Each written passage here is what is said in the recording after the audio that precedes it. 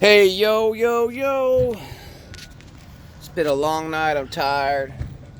And I got it. I got some new stuff for the Pete today. But I can't. I'll show you in the next video. But I ran into a problem. As some of you know, the old Ford generator from Amazon. It has been real with it, man. It's been a heap. Yeah. I've had this thing since December, started using it about beginning of January when I had it all mounted. And I'll give you a little information on it. So you can see you got the toolbox out. Why do you have the toolbox out? Well, I'll tell you what, guys.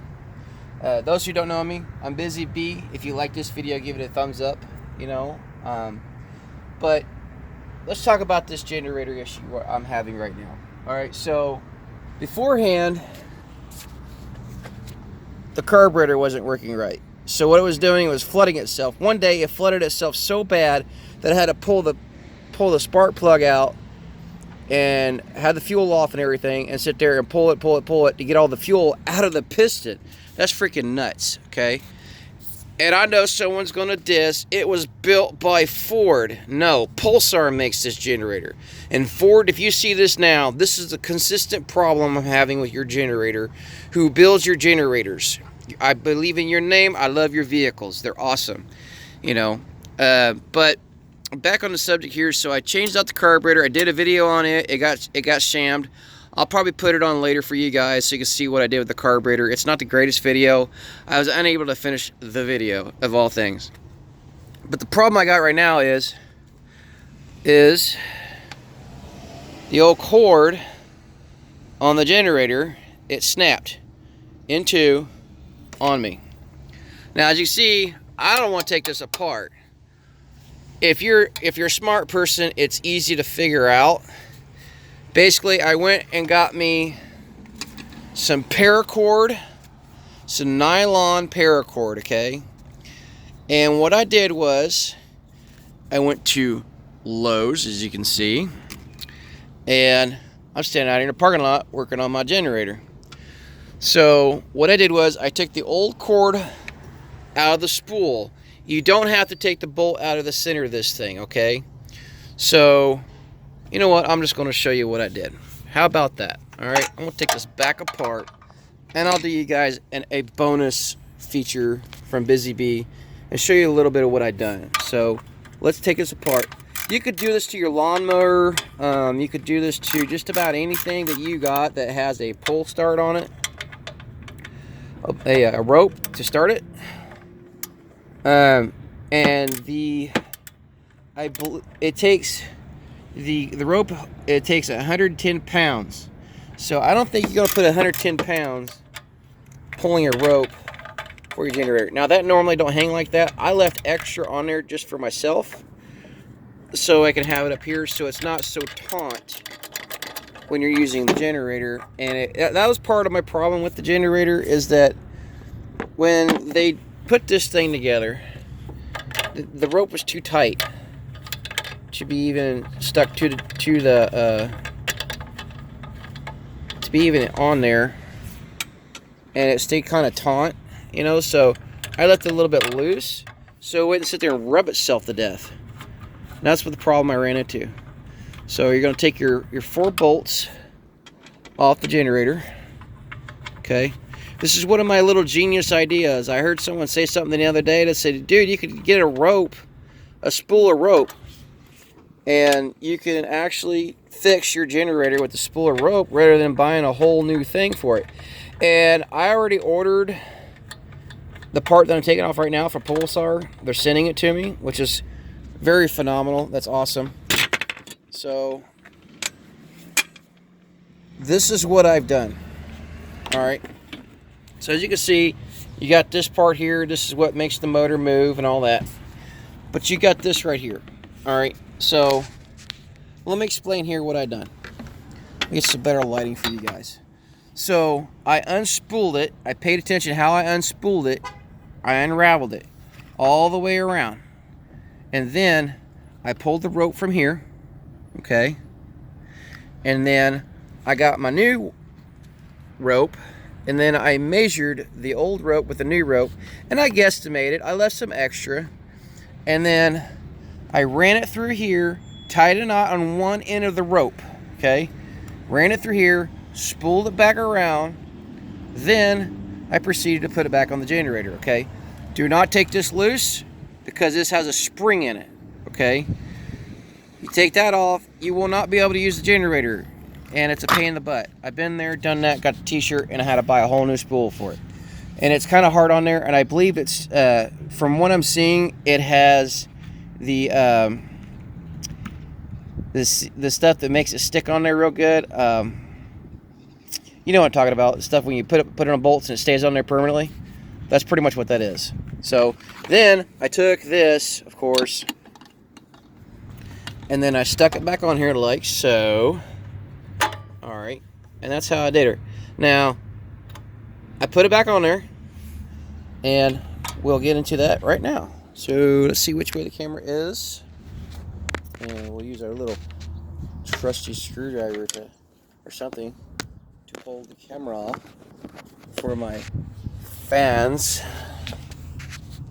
All right, it's not going to be the greatest video, but you get the gist. Let me get these bolts in, man. I got to get these bolts in, so hold on 1 second. There you go. There you go. I got it on there. Check it out. So I got it on here. Everything's bolted up. That was magic, right? So turn around. What I did was I hadn't tied this on there quite yet. Make sure your generator switch is off. Make sure your fuel is off when you do this, so it won't fire up on you, okay? So what I did was I slowly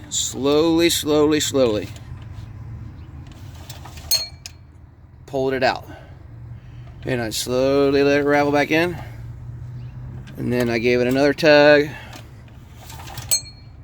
All right, and then there you go. Now you have it where you need it for your slack and everything else, okay? Then I pulled it as taut as I needed it, and then I noticed I had a little extra, so I could put it in here. That way it won't unravel, or whatever. It basically, what the old one did, it unraveled. All right, so there you go. I got a little extra for when I start, okay? And that's what they didn't do at the manufacturer. They didn't leave the little extra to give it a little bit of, looseness for when it sit there and idle, and it sit there and rub itself to death is what it was doing. So there you go, guys. Now, the piece of resistance. Fuel. Choke. Rope was broke, right? Power switch. Here we go. Voila!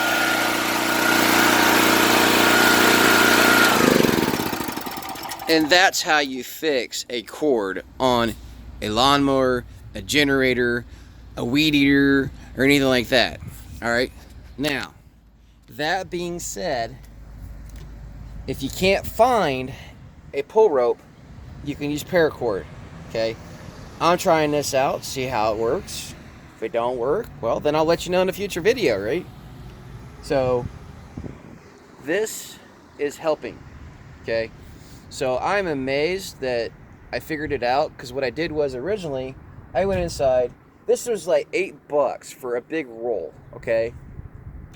Versus paying $5 and you get a nylon rope, but it's basically for whatever you need it for the lawnmower.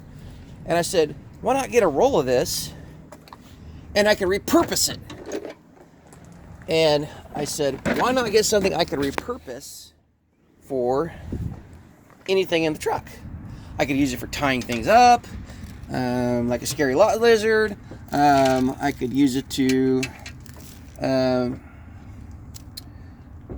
tie things up that, needs to be tied up in the truck, or hold back, or I can make a netting or something like that with it to help me out in the truck, because there is some things in the truck, you probably need some paracord for.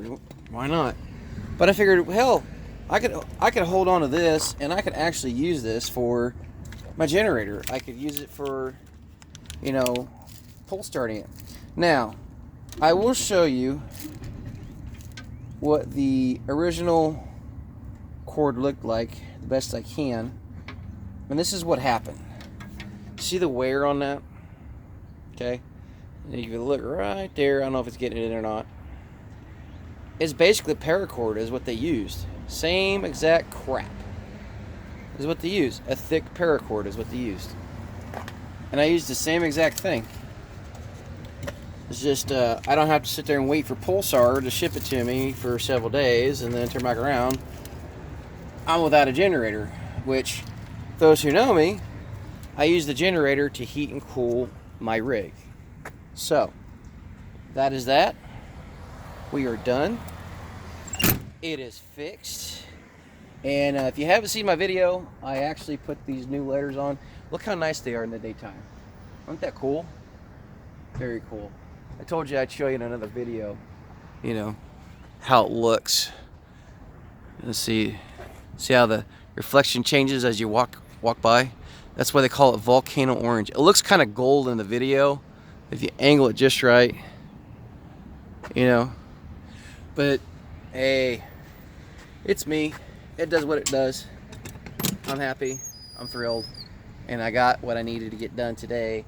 So I can use my new air conditioner when I go down south. Hopefully I go south because I really want to try this new air conditioner I bought. So I can use my Red Neck APU. Yes. And Dixie, move. This is what I got. It's a little peek. Okay. I took the seat out. Alright. Now that's just a little peek of what I'm doing. I'll do another video once I get everything up and going on that. I still got to make sure it works. I went to go try to see if it worked yesterday. And of course the rope broke. So I say, well, I'll go into Lowe's, give me some rope, and fix it. Look what I did. Spent $8 on a rope, and it was parachute cord. Why not? Okay? So if you like this video, give it a thumbs up, y'all.